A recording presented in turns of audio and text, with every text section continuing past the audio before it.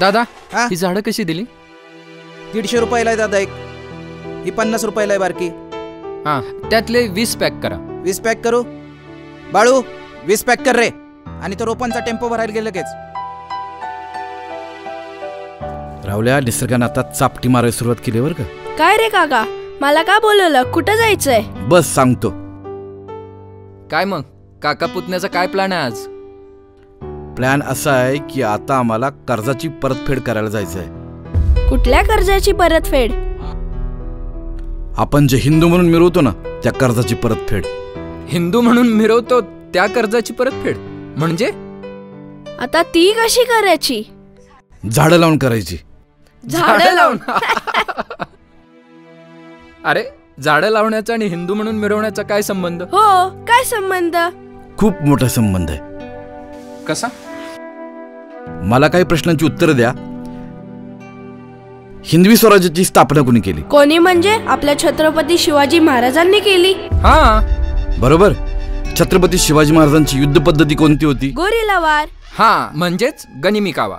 हिंदवी स्वराज्याची स्थापना कोणी केली? छत्रपती शिवाजी महाराजांनी केली. त्यांची युद्ध पद्धती कोणती होती? गोरीला वार. गोरिला वार. ती सक्सेस कशी काय झाली माहितीये? नाही माहिती ना? नाही माहिती. नाही ना? नाही. छत्रपती शिवाजी महाराजांची युद्ध पद्धती गनिमी कावा ही सक्सेस झाली कारण त्यावेळी झाडं घनदाट होती. ओ, बरोबर आहे. 350 वर्षापूर्वी ज्यांनी झाडं जपली, झाडं जगवली, त्या झाडानंच त्यांना सहकार्य केलं ना हिंदवी स्वराज्य स्थापन करायला. तर त्यांनी केले म्हणजे आपण करायला नको? महाराज एक झाड तोडलं की 2 झाड लावायची शिक्षा द्यायची.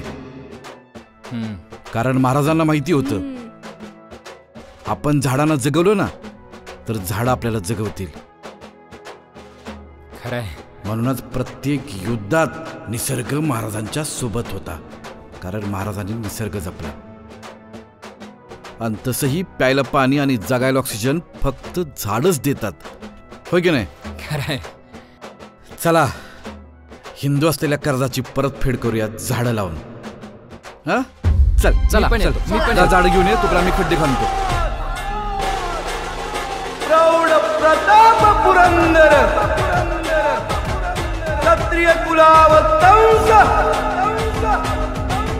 सुवर्ण सिंहासनाधीश्वर महाराजाधिराज श्रीमंत छत्रपती शिवाजी महाराज के